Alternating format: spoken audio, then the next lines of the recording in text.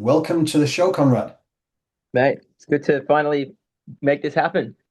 You know what? It actually makes me laugh because September, we have just hit the 1st of September. This is 7 years to the day of IPC starting. And I remember starting it, and everybody around me, there was so many people in the media landscape because this blew up in the first month going, you need to get Conrad on. You need to get Conrad. So, but then looking back now, where you was everywhere with healing hands, you was touring. There'd have been no possible time. So everyone's like, you need to get this guy, you need to get this guy. So 7 years, the birthday of IPC. You're finally here, mate. Mate, it's good to have. Yeah, I remember like you talking to my managers ages ago, my old management team, and then for some reason, but yeah, obviously I remembered remembered us chatting a while back, so I'm glad we can make it happen as well. And everything happens for a reason, so it's good to finally be chatting now. Exactly. The whole purpose of IPC is talking about everything that you've been through. And I think if we'd have done it 7 years ago, you wouldn't be Mm, who you are today and of all that trajectory that you've been. But first and foremost, well done on your new song that came out on Friday, Walk On. Now, I just want to say something because I read it this morning, your Instagram post, and it's an yeah. anthem for anyone to give up on a dream, on a relationship, or worst of all, themselves. I hope these words remind you that you're stronger than you think. Keep walking, keep fighting. Your story isn't finished yet. Like, how much does this song mean to you? Yeah, a lot, man. I mean, I wrote it a year and a half ago, and I was um yeah, I mean, I talked about like what I'd been through before, but not so specifically in a song. Like I just wanted to write a song that tried to, as much as you can in a 3.5 minute pop song, explain the journey. And I started as a kid. I got mocked when I was in high school for wanting to be a singer, and when I went on Idol, and I cried on national television. As a 16-year-old kid, that and I went to an all boys school. That was like I got crucified, bro. Do you know what I mean? Like it was like they were hanging signs from the balcony of the school. Awful things that they would say to anybody. But that led me to be honest, to be wanted even more to prove people wrong. And that was a blip in my career, in my what ended up being my career. But then I went on to like fail, to for different record deals, and that didn't work out, and just always felt like I believed in it, but no one else kind of did. Mm. And but then gatekeepers in the industry and big moguls would hear me sing in a room, and then they'd be excited. And I was like, well, how can people in the industry get it, but it hasn't worked yet? You know what I mean? And obviously it just takes a lot of time, and the right song and everything like that. And anyway, long story short, I was just trying to put that feeling into a song and then explain that whole chapter of my life, trying to get into this industry, then finally getting into the industry, and it not feeling like and not really solving any of my problems, and still feeling this burning desire in me to walk towards this dream, even though I don't even know what that looks like anymore.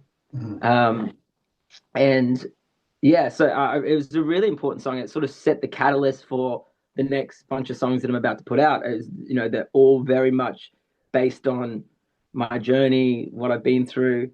That feeling of not feeling good enough, or not, like you don't deserve what you've got, which is nonsense. But like I think it's a feeling that a lot of people can relate to.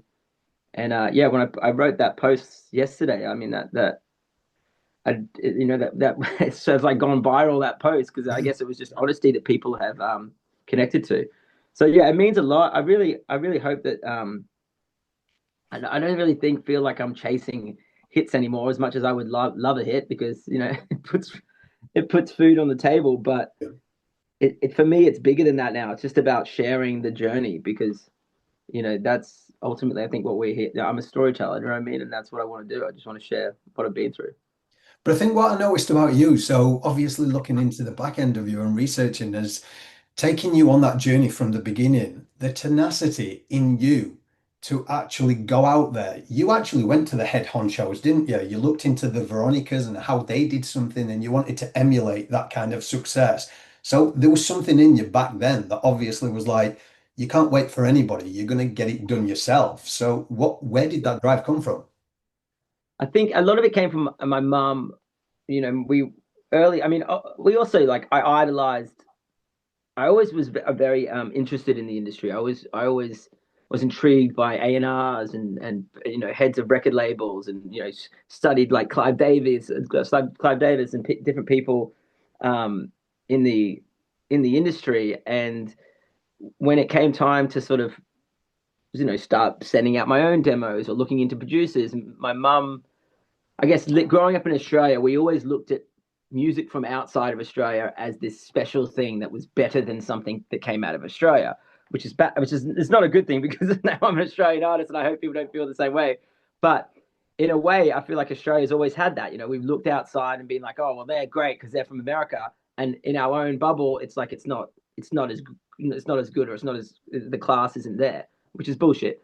Um, but I had that deeply, and especially I really loved R&B and soul music, which obviously there wasn't a lot of that coming out of here. So I looked to people like Craig David, and reached out to Tim Blacksmith in the UK, and then started looking at then obviously I looked up who the most successful people to come out of Brisbane were, and it was Savage Garden and the Veronicas internationally. And I tracked down actually I tracked down Jess and Lisa's dad, and had a meeting with him, and he uh, introduced me to the girls, and the girls were working with Hayden Bell at the time, who's now my publisher and has been for the last 20 years.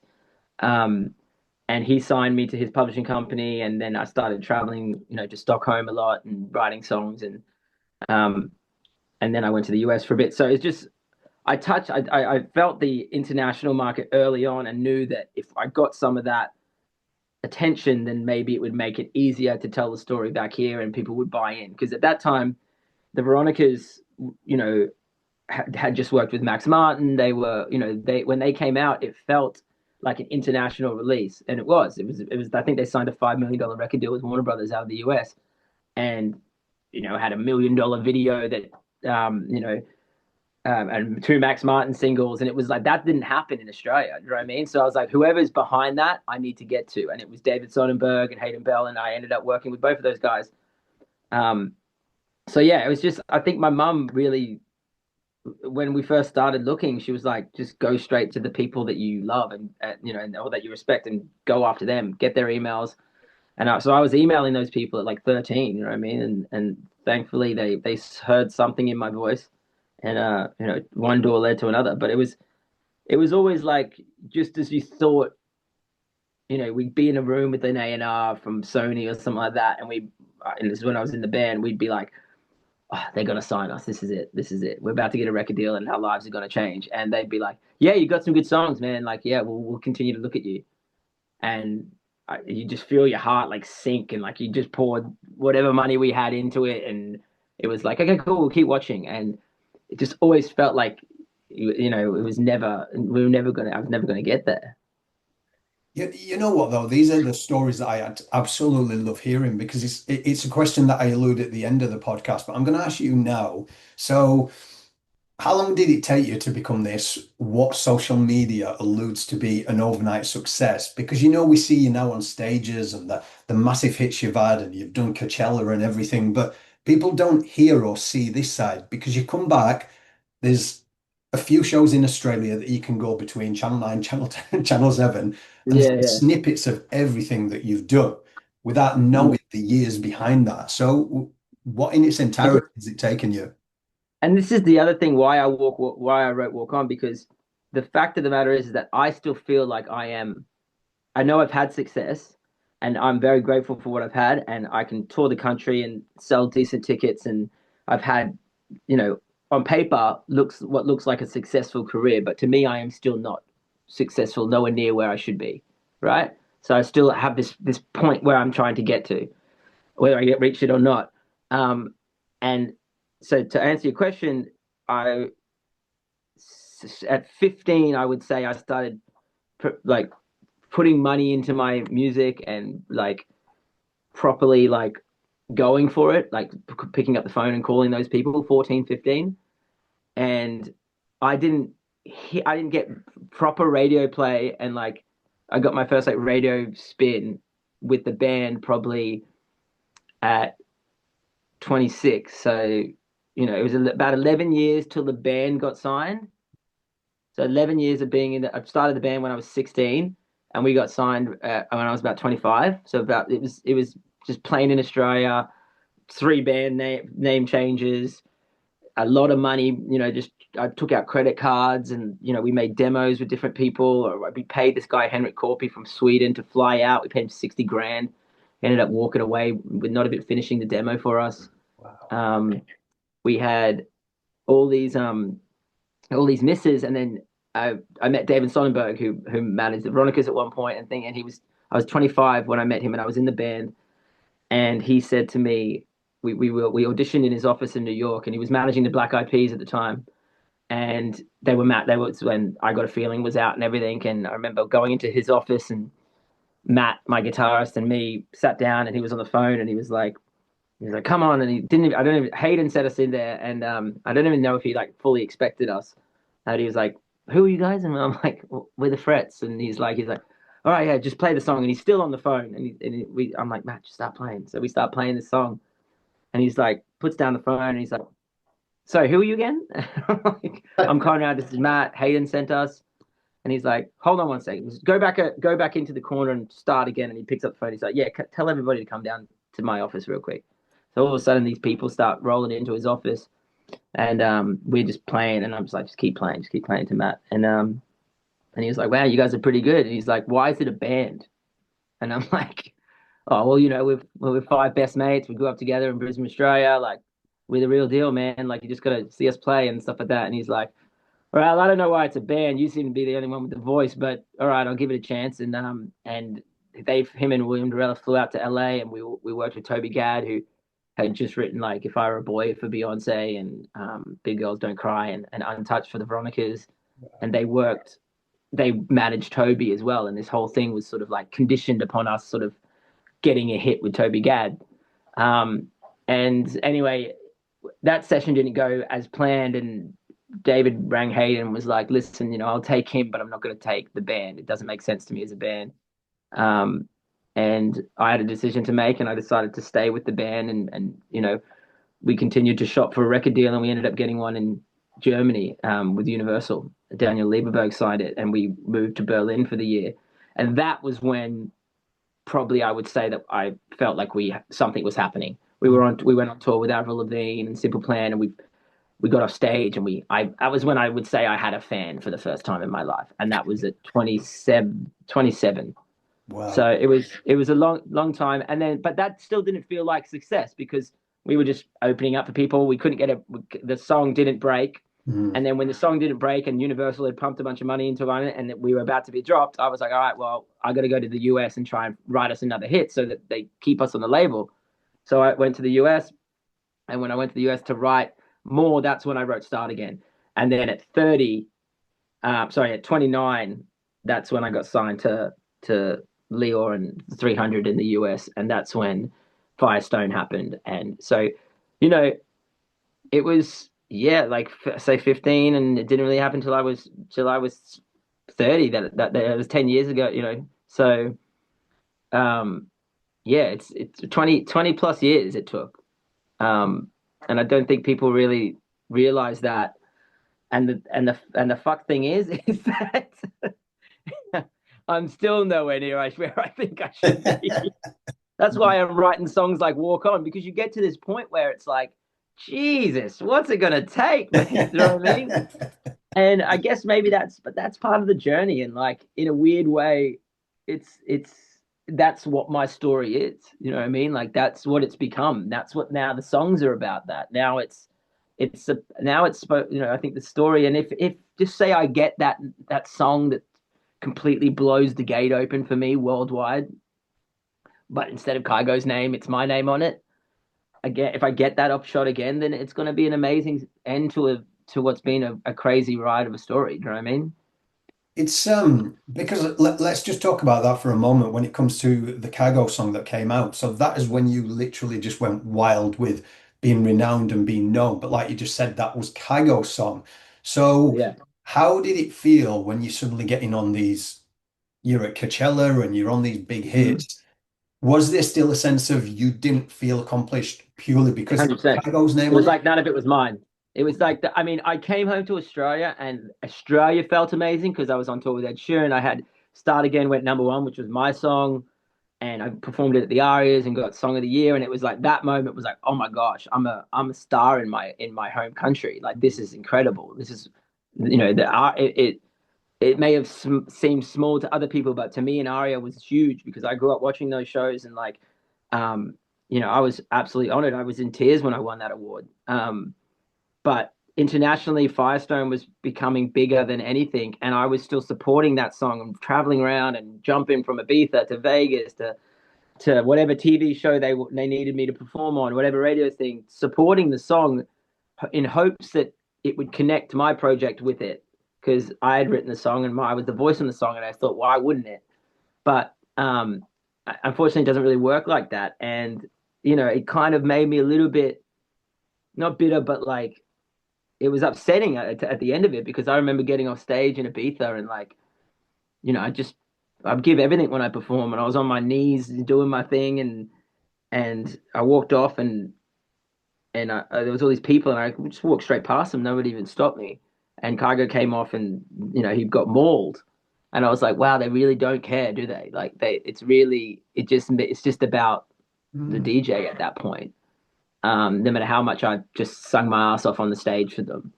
So it was like, okay, cool. This isn't gonna break me. Like I got to stop supporting this thing that I don't. This isn't gonna open any more doors for me. It's done what it's done.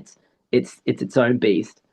Um, and there was a bunch of things that didn't connect me to the song. Like I wasn't in the music video because Kygo's manager didn't want me in it, and a few different things that we were about to play Ellen DeGeneres, and they switched to the second single when the song was about to go top 10 in the US. Like there was some interesting moves made, and that didn't really connect me to the song. Mhm. So one.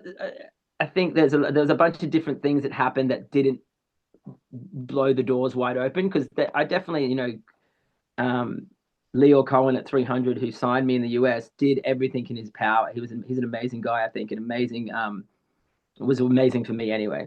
And so I don't know why it didn't happen then, but maybe I wasn't ready for it then. I was also partying like crazy, and I was very I wasn't in the greatest place mentally, and maybe if it would have happened for me in a massive way, then God knows what would have happened. You know what I mean? Like I'm sure it didn't happen for a reason. Yeah. Um, so now it's just but like I said, it gave me this fan base in Australia, and I mean all around the world, but ticket wise in Australia, and it's provided me with a life and a career. You know what I mean? And I still have hopes for global success, and I hope the next song I write, I hope Walk On's a global smash. You know what I mean? So that I can get back and I can be touring all over the world because I see these people on my Instagram being like, "Oh, come to Louisiana, come to Japan, come to this, come to that," because they know Firestone and they obviously then connected my music, but I can't tour those places because I can't sell tickets in those places. So it's like I need another song to go. Yeah. So it's this interesting sort of place in my career now where I'm just, taking the power back, putting out music, and still continuing to walk on for lack of a pun. But your truth's with it. Like you said, maybe you were protected from that because, like you said, you went through quite openly spoken about addiction and the drink and everything through that kind of area of your life. How much pressure did you put on yourself, even with the band? Because what I was hearing there was like you're always having to make another record, a hit. You're always thinking that. As a Yeah. musician and a storyteller, how much pressure do you actually put on yourself? Because we're trying to control that narrative at times, and Oh man. when we control, we lose our shit, don't we? When it flows, Yeah, it's coming from somewhere else, I believe. exactly. Well, at the beginning, so much, mate, so much. But it was also at a time where songs could change your life very quickly, and I saw it, and I saw when I wrote something great that everybody would start to listen, and like so I remember I went on a trip to Sweden and I did 30 days. It was the middle of winter and I wrote a song every day. And one day I just couldn't come up with anything. I don't know what it was. I just had a bit of writer's block, right? But I think I was like 23 or something. And I cried on the way home on the train. my guitarist, and I felt like such a failure. I was like, fuck, man, I was like, I can't believe we didn't come up with anything today.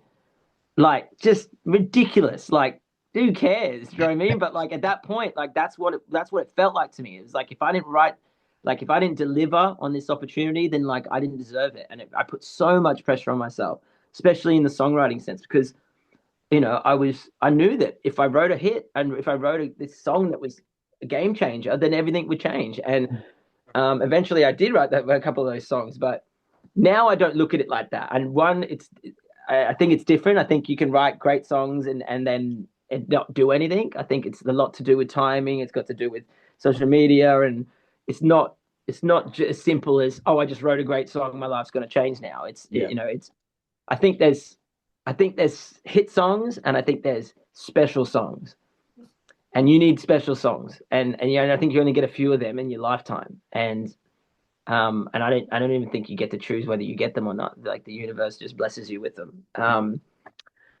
But So I've taken a bit of the pressure off. But and I used to put that on my shoulders. And with the band, I remember when I knew that the Universal were probably going to drop us. I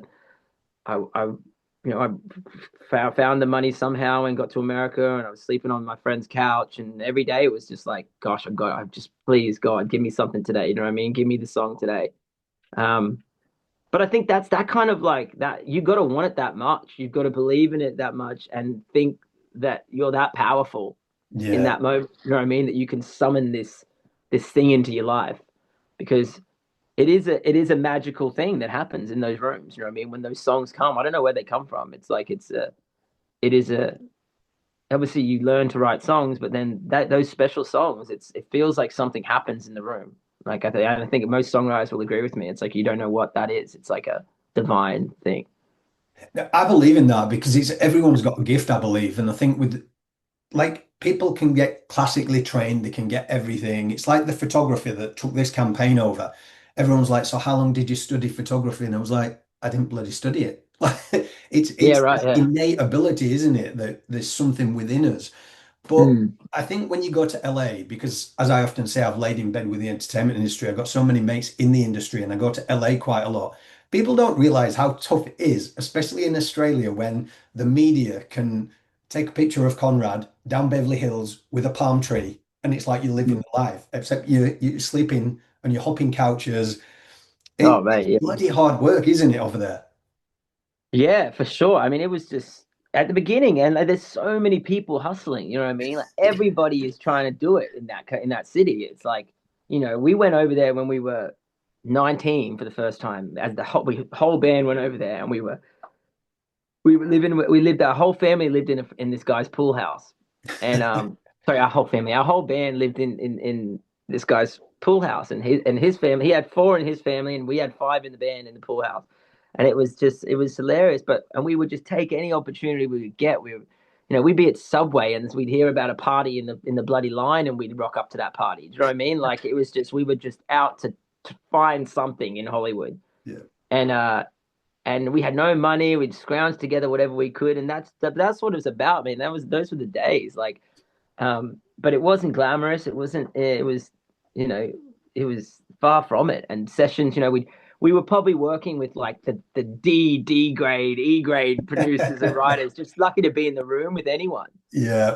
And then by the end of it, I'm in the rooms with Timberland and Bruno Mars's crew and like Dr. Luke and people like that, like huge producers that at the beginning I would have dreamed, I would have cut off my leg to be in a room with those people. Yeah. And by the end, I was in the rooms with those people, and then I was like, whatever. You know what I mean? Like it's just funny how the concept changes because I also figured out that it didn't mean anything if I was in those rooms with those people. It didn't guarantee me a hit. It didn't guarantee. I've been in rooms where on paper if you don't come out with a hit on that in that room, I don't know what you did. You know what I mean? Like Julia Michaels, Justin Tranter, Oak Felder, like three guys that literally could everything they touched turned to gold Yeah. at that time, and we didn't go to hit. We wrote a good song, but it wasn't a game changer. It's like it doesn't matter who's in the room. It like you there's as long as there's some talent in the room, anybody has an opportunity to write a great song. You know what I mean? And Yeah.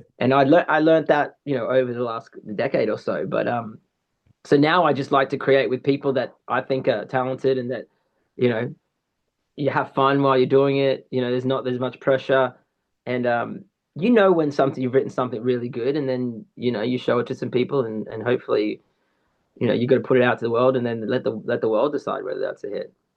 You, a question that I don't often hear is,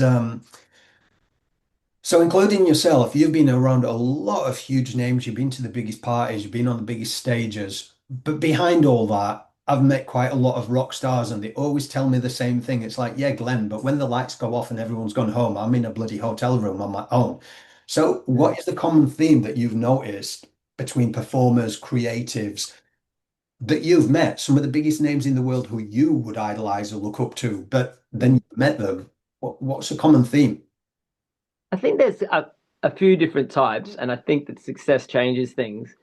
I think a lot of artists and performers are insecure, I think, at first, and I think that there's got to be a reason why, especially in the pop world, that you're seeking this recognition or this fans, like even the whole thing of fans and a crowd shouting your name and cheering for you, like it's a pretty weird thing Mm, to want, and not everybody wants that. Like you've got to be a certain type of person if that's something you would like in your life, yeah.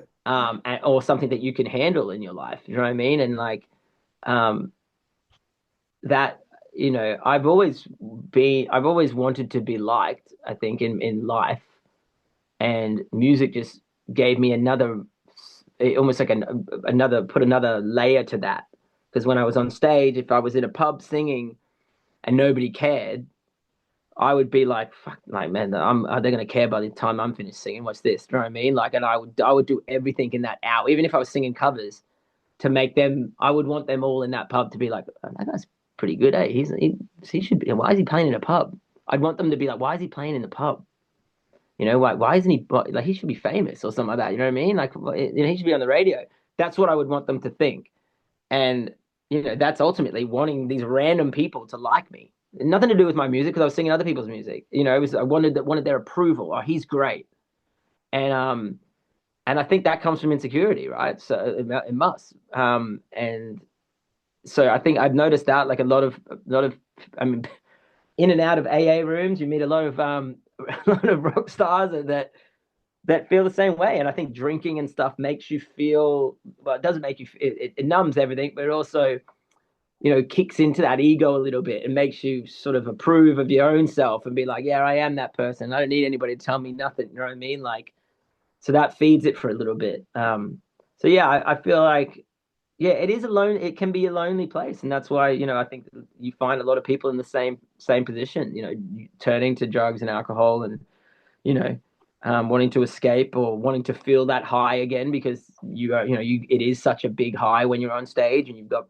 thousands of people, you know, shouting for you. It's like, when you get off stage, that goes away, and it's that you want to get that feeling back, and drugs and alcohol is pretty good for that. So, How do you find the right people though, Conrad, around you? Because I can only assume like there's that level of success where I mean people look over you, around you, through you, and they don't even want to know Conrad for Conrad, and you're like, mm. bloody hell, can we just go out for a beer without all of this jazz? Just get to know me. How do you find those right people? Because the noise around you must just get to a whole crazy ass level.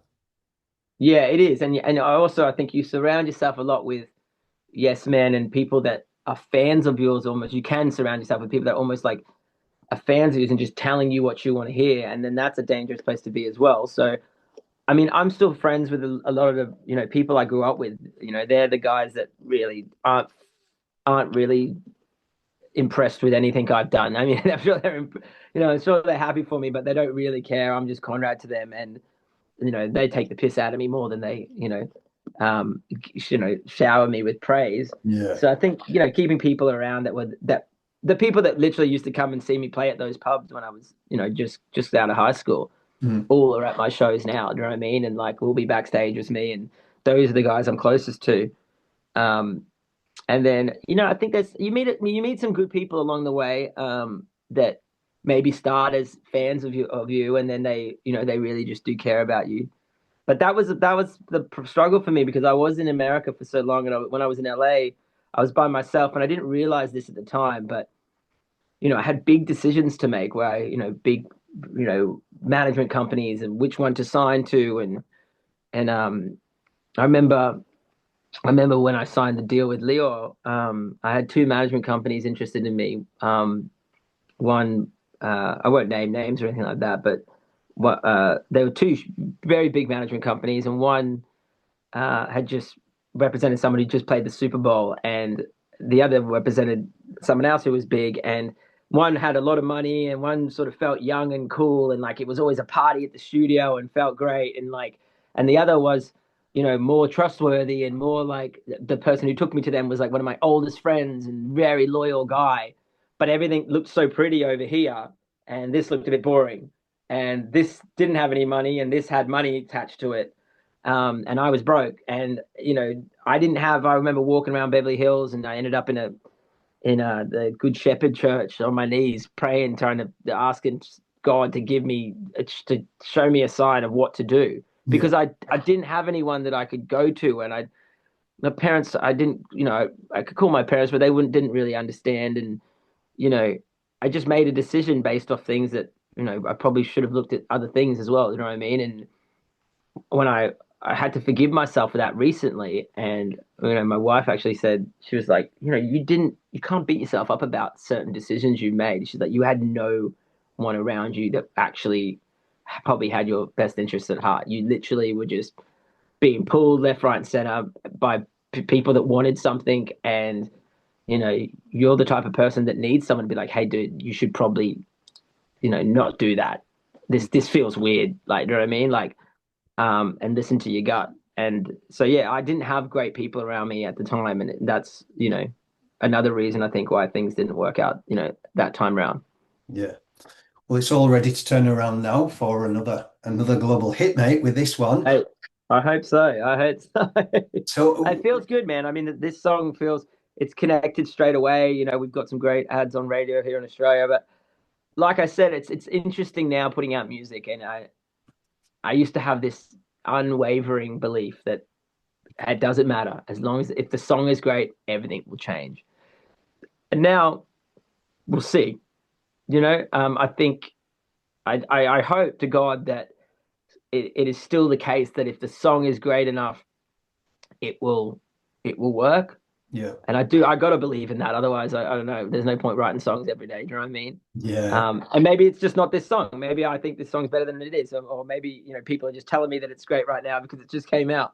But every time, I feel like you've got to feel like that. Every time you put a song out, you've got to feel like, hey man, Yeah. this could be a song that could really change the world. You know what I mean? And like, I think it's important to still have that belief. I think they often say, what is it? Give God, let go. Give God, let go. Yeah. Well, So exactly. Yeah, and that's a part of it as well, for sure. You can't.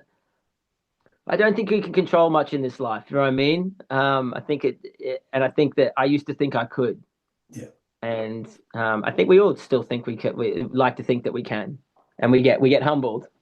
Oh, but that humbling state, mate. It's like you think you've got it, and then the world shits on you. Exactly, exactly. So, as hard as it is, I have to learn to let that go, and try and just be grateful for where I'm at, which is an amazing place. You know what I mean? I'm very, very fortunate, and I try to remind myself of that every time I start being like, why aren't I the biggest artist in the world? Why do you think though? Just a quick question, and one that just hit me to say it to you is like, what do you think it would take for? Would it just be the notoriety of that song, this song that's coming out, to hit it and then go, I've finally done it myself? Or what is it inside you that's like, what are you waiting for? Because on the Yeah, external, mate, you've achieved so much. You've got obviously a beautiful wife and kids, and yeah. songwriting is a gift in itself. And that voice, like we can't Thank you, all bro. sing, Thank mate. you. I Thank you, can't man. sing I for really shit. appreciate it. I don't know. I'd like to think that it's that. For me personally, I feel like I've done enough to know that if to be like, okay, so for example, if say Walk On became a massive hit, worldwide top 10 Billboard hit, that changes everything immediately, right? So that immediately means that I can tour in every country pretty much in the world. Yeah. Sell a theater out. That to me is success. That to me is the success that I need to then take it the rest of the way. Yeah. You obviously then, but then there's an age-old story of like you say that's, but then all of a sudden that's not enough now. Now I know if I get an arena now that's success, and then oh no, well now I need a stadium. You know what I mean? So I'm sure that you just keep moving the needle, but it would be nice to get that first bloody needle. I tell you that much. You know what I mean? Like because to me that's something I've never had. Yeah. And even though I've had a global hit, that I wrote and sing on, but I can't sell a theater in London. I've, which to me, and I see other people that they haven't had this as bigger songs as me, or on paper the same success as me, that are doing that. Mm-hmm. And to me, that's success. To me, when you see it in a room, fans singing that song back to you that you wrote and that you sang, and it's your name on the bloody CD cover, you're there. Do you know what I mean? And then it's up to you to harness that, continue to build the fan base, continue to put out great music, and build a career. But it's a lot easier building a career when you've got theaters all over the world. When you've just got Australia and you've got 4 capital cities that you can play in, Yeah. the money's a little harder to grab. You know what I'm saying? Just two questions for you. One quickly is, as somebody who writes their own stuff as a creative these days, and you've made a huge impact globally, mate, do you have to, and also friends that you know in the industry, do you have to remove yourself from social media at times? Because what we see these days is these, as they call them, influences these days. I'm 40 now, so like I find it all strange, but they can blow up overnight and it can take their career on a trajectory. And like I've got friends who have made it in Hollywood and they're like, but they've not done the steps. Like there's a Yeah. lot of process. So it goes from here and you can't blame them if they get in there. But do you guys have to like tap out of that noise? Yeah, I mean it's pretty depressing. If I'm on social media, or if I'm on TikTok long enough, I will literally be depressed by the end of it. By the time because it's not only that, it's just there's so many people singing on the platform. It's like, and they're all so great as well. It's like you're like, fuck it, like, geez, like, what's the point? You know what I mean? And you go, why do they need me? They got like 10 billion of them on their phones. You know what I mean? Like, it's a bit like that. And but to your point, there's a lot. You go and see. My friend actually was just recently at the TikTok Awards, and like I don't know, four artists he saw play, were just awful because they never bloody played a gig in their life. You know what I mean? Like, they were like, oh shit, we got a song that's working on TikTok. One, we've got to finish the song because we only wrote a chorus, Yeah. and now we've got to have to perform it. And it's, don't get me wrong, you can learn those things, but it take people like Brandon Flowers and the great entertainers, Robbie Williams and people like that can entertain a crowd. Yeah. That takes years of insecurity. Well, I It think takes it was years of building that. I think it was Adam Levine. He said recently on something, it was like these young ones these days, he says, because you have to go through what, the pubs and then the clubs and then the next Yeah. stage. Because if you're suddenly thrust in front of thousands of people, how do you hold that many people? Like, Oh, it made exactly. I mean, I've toured with Adam Maroon 5 and like that pros. You know what I mean? You can tell that they played in theaters and then now they know how to work an arena like it's like it's like their day job, and that you can't teach that. You have to learn that over years, and the room grows and the equipment grows, and you get better sound people, and you get better bloody guitars. Everything grows with you, and you don't just get given the best Gibson guitar in the world and be like, here we go, mate, go have a strum of that. yeah, You play the shittest guitar you can. Your first guitar is usually a bit average, and you master that. And then when you get that next one, you sound a bit better because it's also a bit easier to play. And then it's like, like it's growth. And I think that a lot of artists are skipping that. And we'll just see it in the live performance. That's when you'll see it. And that's the problem because that's where the magic is as well. There's nothing better than going to see a band and or whatever your favorite artist and they blow you away. yeah. It's nothing worse than going to see a band and they Shit. they don't. You know what I mean? Like, and I've always been an artist that I feel is better live than on a record, and Yeah, and people have true. always said that to me. So it's like that's one thing I'm confident in. Um, it's the rest of the stuff. It's the social media stuff that I'm not confident in. That's the stuff the other guys have to figure out. Yeah, but the live stuff, mate. If you every time I go to a thing, the thing, and I watched one of your videos actually, if you just did a whole show, not just you, anyone, live acoustic, to me it just makes hair stand on my hand, and I just like you could listen to someone sing, and that's really fucking sing. That's just Yeah, incredible. I listened to yours of Kygo song, but the yeah, acoustic yeah, version, and I was yeah, just this. It makes the song sound so different when someone just I don't, there's a yeah. different passion. You can feel the energy. But last question, mate, for you. After all these years, 7 years to date of IPC, what does being imperfectly perfect mean to you? Oh, it's funny. I actually wrote a song with those two words in um, about 10 years ago. I think it's everything. I think when you start off, it it feels like everybody wants to be perfect, right? Everybody wants to be accepted. Everybody almost wants to be the same as the cool kid in the class. And then I think as you get older, you realize that your imperfections are what make you you, and that's what makes you perfectly you. And I think that takes a long time for people to grasp, and some people I don't think will ever grasp it. But I think the people that do embrace it, and the quicker you learn that if you've only got four fingers and that's fucking awesome, you know what I mean? Like, or if you've got red hair, or if you're a bit of whatever it is that you makes really specifically, if you dial into that and you own that, then magic will come out of you because we're all one of one, right? So yeah, I think it means everything. I think it's one of the key things in life to figure out. Amazing, mate. And I just have to say to you, because I read this about you, that when you were little, your mum bought you the Lauryn Hill and you made her learn all the lyrics to you. I know you've met a lot of people, but did you ever meet Lauryn Hill just to say thank you? Funnily enough, I haven't met Lauren Hill. I and David Sonberg actually managed Lauren for a while, and she's one of my big influences. And I'm yet to meet her. My sister met her once. And yeah, so no, that's on the bucket list, but hasn't happened yet. When I read it, I'm like, I wonder if he's met her just to say that. No, I wish, mate. I wish.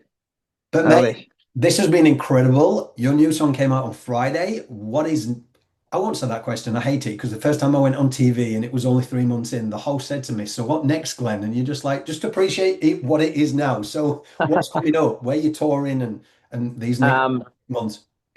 hopefully a lot, man. I'm in a position now. I've just left my Sony, which is I've been in major labels my whole since I was 16. You know what I mean? So um, I'm now in a position where I can put out whatever music I want whenever I want. And I've written so much music. I've got so much ready to go. And my team and me sort of just want to give my fans something every 8 weeks. You know what I mean? Like give the people that have been there from the beginning consistent flow of music. So the goal is to just drop new music every 8 weeks. We're touring in March and April in Australia.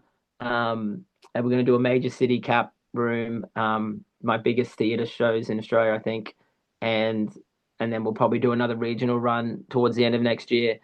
And in the meantime, we'll be putting out music every 8 weeks and then hoping that one of those songs connects globally so I can take this show, on the road around the world.